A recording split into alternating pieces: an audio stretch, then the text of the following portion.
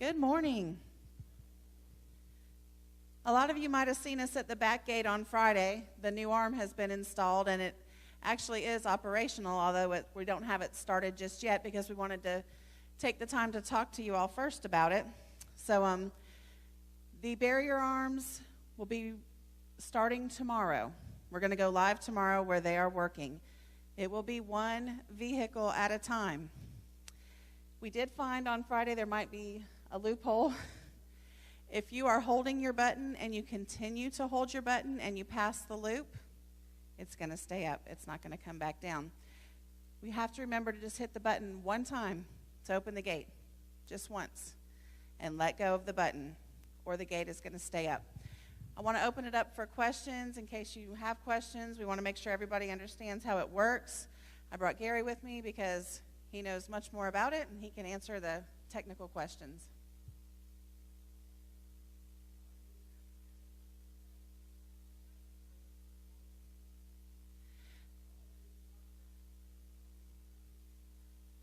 They wouldn't come in if nobody gave them the code. They have been given the code, and that's how they know how to get in.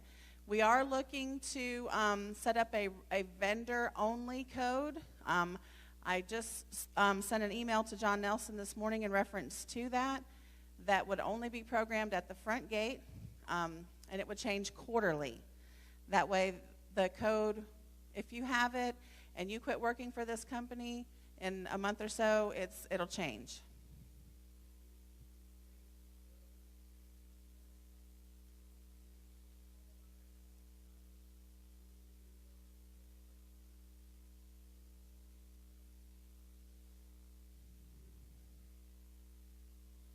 Make the back gate totally different from the front gate?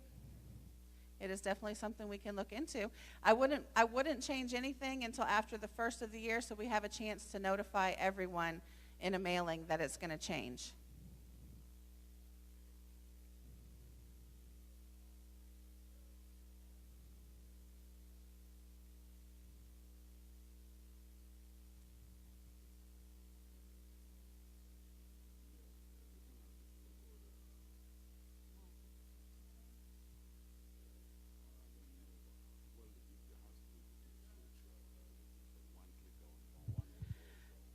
If you have one clicker, it can only have one code set into it. So that if you change the code in the back gate, you're going to have to buy a separate clicker just for the back gate. That's going to be a problem. Right, but then it's going to be different from the front gate. So if you use both, you're going to have two clickers. So these are definitely things we can look into, but it's nothing that'll be decided upon today. Yes.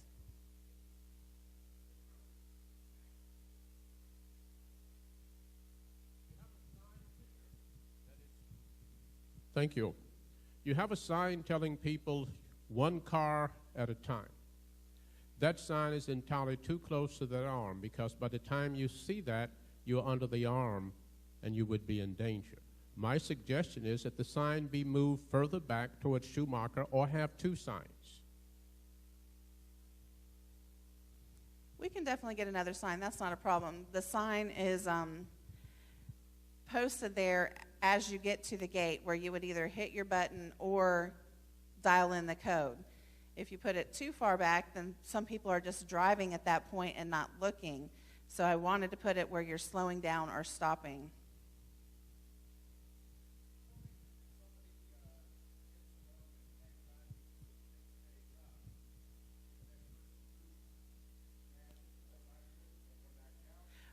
Once you clear the loop, if you are holding your button and you cross the loop, it's going to stay up.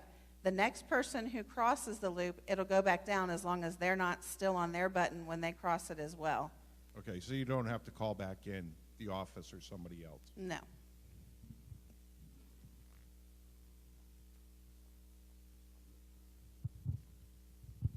Good morning, Tank Road resident. Same thing, Tammy, you've been talking about on the clicker, holding it pressed while you cross the gate. Very important. The objective here is to only allow one vehicle at a time. Now, as we were operating the gate or do test samples on Friday, we noticed several residents, they press their clicker and they do not let go of it until they cross the entire gate. Bad thing. If we want this to work one vehicle at a time, here's how it works. You press your clicker. I'm going to tell you how it works during the day, how it's going to work. We plan during the day, once we're in operation starting tomorrow, the main swing gate will stay open. The barrier arm would be the operation gate. You press your clicker once, the barrier arm goes up, take your thumb or your finger off the clicker, put it down. If you continue to hold that clicker while you cross the gate, the arm will stay up. Guess what? Whoever behind you can follow in.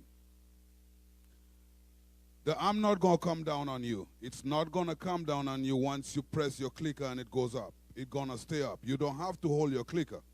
No longer. You don't have to keep your finger on it. Once it goes up, it's not going to come down until a vehicle crosses that loop. Are we clear on that? Once you press your clicker, the arm goes up. It's not going to come down on you until your vehicle has cleared the loop. For some reason, we think that if we do not keep our finger pressing that clicker, the gate will come down on us. No, it's not. So let's try to exercise this. We press, arm goes up. It's not going to come down until we cross. Once we cross, if somebody's try to cross behind us or behind you, they will get hit. That's where the hit comes in. Once you press your clicker, arm goes up, you cross, somebody try to follow, they will get hit. If you keep your finger on that clicker, they can follow you safely, and only after they cross the second vehicle, the gate will go down. So it is important that we do not hold our finger on the clicker once we've have the arm up. The other way, one second, the other way that's gonna work at night, during the night, we've picked a time and the time will be subject to change because you may not like it. We've picked the time of open at 6, close at 9. That's what Tammy and I decided we was gonna do. Now, we will work with you on that if the time don't set right with you. But that's kind of what we wanted to do, we thought we was gonna do for a starter. Now, let me finish this point and I'll come to you. At night, once the gate is closed, it's gonna work differently. This time, when you press your clicker, the swing gate gonna start open. When it's fully open, when the swing gate, the double swing gate fully open, the arm goes up. Once the arm goes up, you cross. Once again, release that clicker. Once the arm goes up, you cross, it's gonna come right down, then the swing gate gonna close behind you. Okay? At nighttime, you press your clicker. First thing gonna happen, the swing gate gonna start open. Once it's fully open, the arm goes up, you go through, arm down, swing gate closed. Yes, sir. How close do you need to be to the gate before you push the clicker? It doesn't matter. Any range that your clicker will work will do the same thing, just like you use it today. There's no change. You can click it from Schumacher entrance, and it will open the same way. Until you cross, it's not going to go down once you have it up. Question. A lot of times we come up to the gate and people come in front of us, and you know they don't live there. How is that going to prevent them to come through? Because we have to push the button to get in. That's a good question, which I don't have an answer to. And I've seen that as well. Now, for a guy like me, I will get out of my vehicle, park it, and ask him to open the gate. But most of you are not going to do that. But that's what I would do. I'd ask him, well, open the gate. You're sitting there. Or, would you please get out, let me through, if you cannot open the gate. Now, a question came earlier on I want to talk to a little bit. And that is a question about the code and the Schumacher gate entrance. I think what we can do there, we can work on that, is to not have a contractor or outsider code in that gate. Now, if we do that, we will rely on you, resident, not to give contractor your code, because you'll have a code. You'll have a code different from what we're going to give to outsiders or contractors. If you don't give them that code, there's no way they will know it. So what we can do to eliminate them from using the south entrance is to not put the contractor code in that south entrance. And therefore, they would forced to use the 27 entrance because that's the only place they're going to have a code, a working code or a contractor's code. But that would be heavily dependent on you not to give them the resident code. Okay, as far as the swing gate, when we have events here where outside people are coming in, will the swing gate be permanently open for those events? Well, the gate can work similar as it works today. If we have event and we request, and I'm glad you bring up that question, because I want to say something in regards to this leaving the gate open. It is very important if we're going to have a function here on Saturday night or on Friday night that whoever is in charge of that event communicate with the office during the week. The reason I said that, I've got many calls on weekend, can you come open the gate, we got this or we got that, and my answer would be no, I'm not in town, I'm not here. Or if I'm at home, I'll come do it. But it's important that whoever in charge communicate with the office, say we need the gate open Saturday from 8 to 11, whatever the time may be. But we have to communicate that during the weekday. Because guess what? Come open the gate, we didn't call, we got a function, it's not an emergency. And chances are I'm not going to come in for that. Gary, what about if somebody that's towing a boat or another car behind them? Good question. Towing a boat or a trailer is no different from one vehicle. It is one vehicle. There is a continuous coverage of that loop. Until that loop is clear, the arm gonna stay up. Once that loop is clear, the arm come down. So a boat is no different from a car. A boat towing behind your truck, that is no different from one car.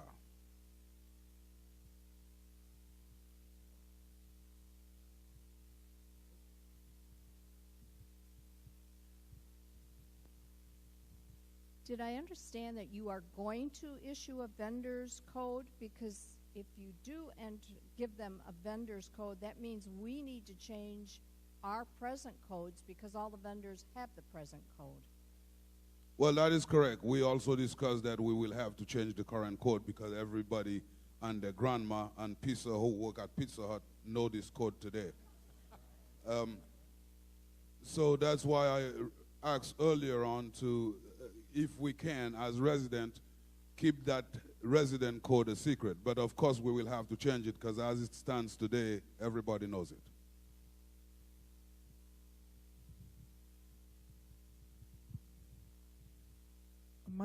My question is about the speed of the button working. And I think that's why you're concerned about pressing it once, because it doesn't open. I mean, we've been used to the swing gate taking a very long time to respond to pushing the button in, and we'd have to sit there holding it for quite a while. So I think that's why we're all trained to keep holding the button in. So my question is, will the new gate just respond quicker so we know that one press is going to make us all feel better? Yes, you will be able to visualize or looking at arm goes up.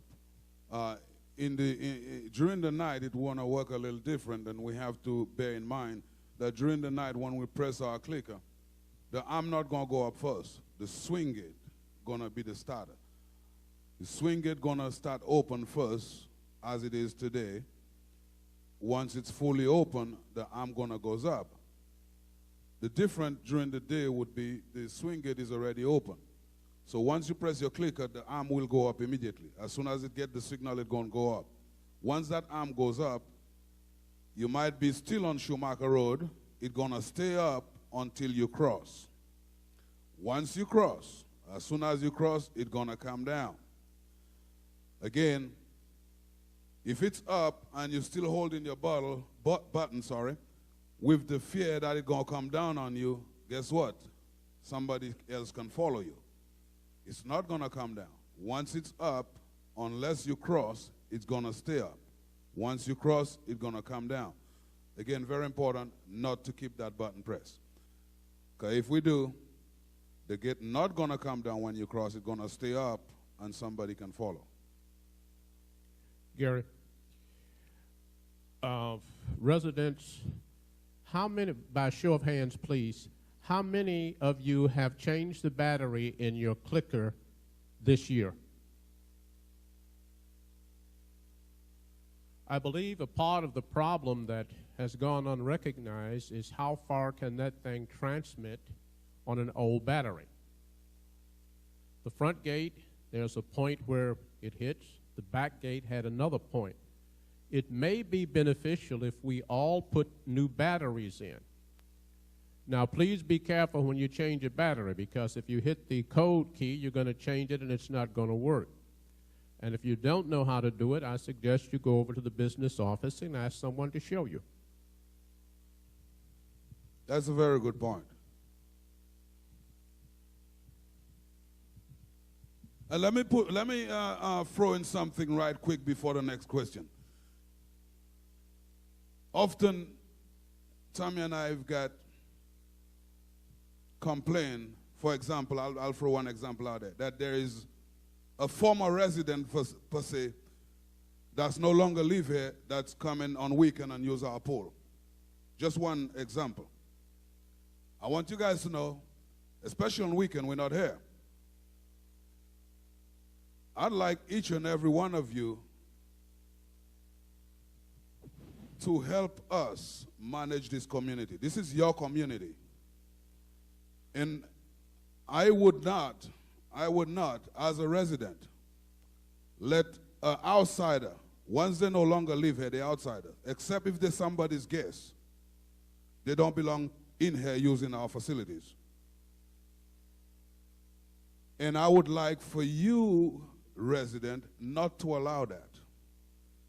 Now, if you don't want to tell the person, hey, you don't belong, call us, call me. I'll be happy to come run them out. If it's in a weekday, call the office. This is for Tanglewood residents and their guests only. Former residents don't belong.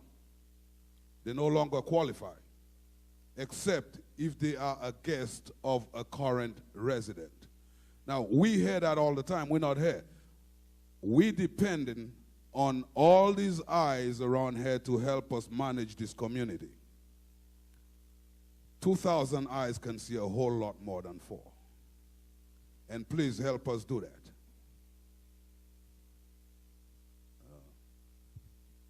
I have a question. You can always call Sun and Lake Security on the weekends if we're not here. If someone belongs here, they can prove that they're supposed to be here, and if they don't, then they don't need to be here anyway. So that's always another backup on the weekend if we're not here. Gary, that's the reason I wanted the numbers in the clicker changed, because there's a lot of people that's moved out that don't know the code, but they still have the clickers. That's a good point. But to change the code in the clicker, that would be, it would have to coordinate carefully to make it happen. The way that can happen is to change the dip switch setting in everybody's clicker, including the device that's on the gate to receiving it. So it's something we can think about, talk about, and make it happen, but I don't think it will happen that soon and that easily, because everybody that has a clicker, they will have to be notified, and we will have to change the setting, open the clicker and change the dip switch in the clicker. So it's gonna take some effort to get that done, but it's a good point. Thank you. Okay, we've been talking about this for 15 minutes. I think everybody's confused yet. I have one solution, one word, security gate guard. Have Hometown America pay for that and we'll check everybody that comes in this gate. We don't have any problems.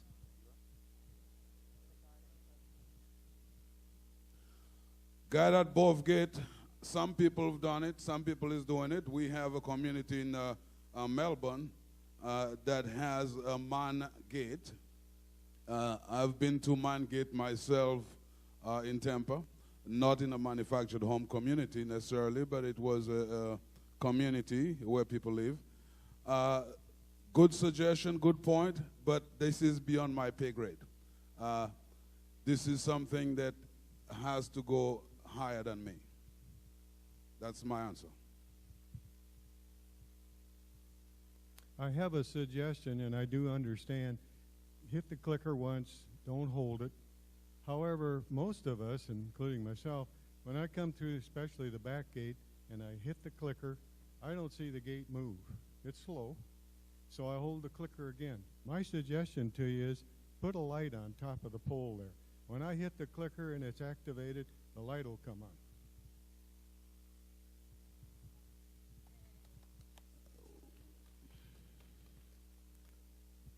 Well, I don't know if that can be done or not. I think it can. I think it can. But to elaborate on that a little bit, if we press our clicker, the gate will start to do something or it will do nothing. Okay? Right now, especially with the arm gonna go up immediately, similar to a light bulb will light or lit. I think to have a light bulb, I don't like the idea. That's just me. Because if you continue to press the clicker, that means the gate already open and you've proceeded through, so you can tell it's open. There is no way that you cannot tell the gate is open, because I sat there and watched it. Somebody proceeding forward, they cross with their fingers still on the gate with the fear that it's going to close on them. The light bulb idea not going to take that mindset away. I think people don't know that, and that's why we're talking about it's not going to come down on you, because the fear is that the gate going to come down on me if I don't keep holding my clicker. If we do a light bulb, it lit, that tells us the gate going to do something, but it is our visual, because we will see the gate start to do something. The idea of holding the clicker is the fear of the gate going to come down on me. I think that's what it is. Gary, how about in back to the light? How about a traffic light, a red or green light? It's red, the gate's not operable. It turns green, then you can go. Well, like I said, we can look into all of that. I cannot stay here today or stand here today and tell you that will work or we can do that. I'm not a technical guy like that. I know little things about what I know about, but this one is something that I don't know about. So we will look into it, and we probably could talk to you the next meeting that we have on the subject.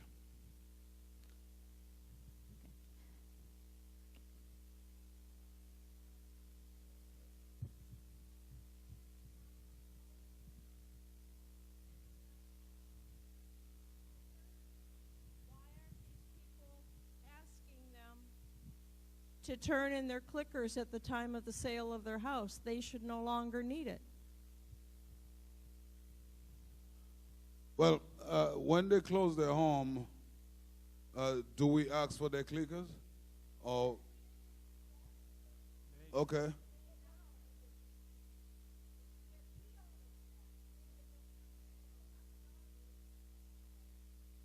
So we move on forward, even they forgot it, or they could say. And the same thing goes with the badges. They do the same thing.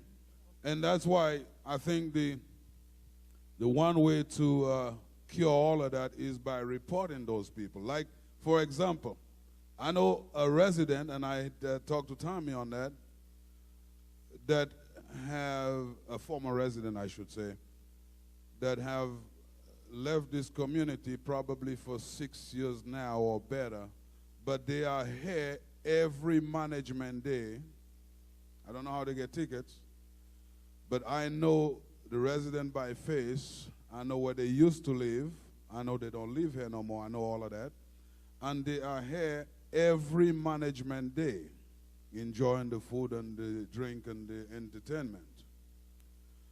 Now, that's one that I know of. There probably is more, and you guys probably know more than I do, because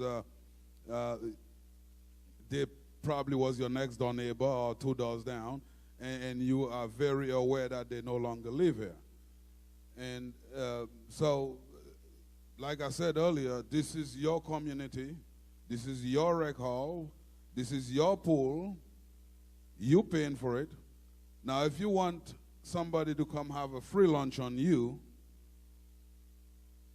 I don't agree with that, but only you can help us take care of that problem.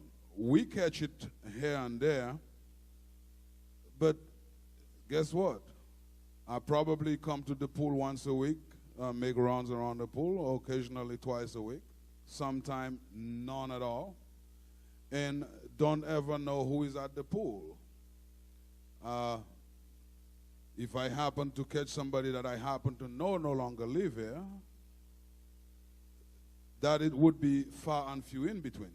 But the people that be at the pool every Tuesday, Thursday, whenever we have our volleyballs, or doing their lap every day, they would see that more often than I would, or would identify it quicker than I can, and they need to help us. They need to help us help them keep the community for themselves, because it's your community. It's not the outsiders' community anymore.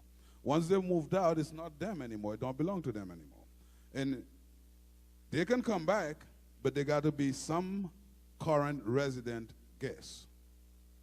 That's the only way it works. And especially enjoying our pickleball. I know of, well, I don't know of, I've heard, a lot of former residents still come and enjoy our pickleball court, and they're nobody's guests. They just feel like they're still welcome. They're not. You're the only one that can make them welcome by allowing them to be your guests. If they're not your guests, they don't belong. Yes.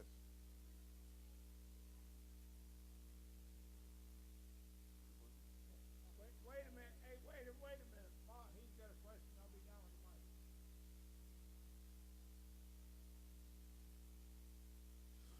Well, they had tickets.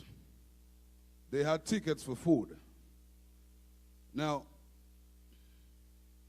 it is not, once they have ticket, that means they got tickets somehow. So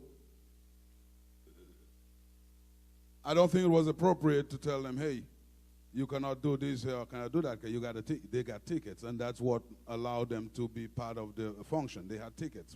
Somehow they had tickets. Who gave them the ticket? There might be a corporate or a co-conspirator. Just to use, but that was the thing with it. They had tickets, but I know they don't belong.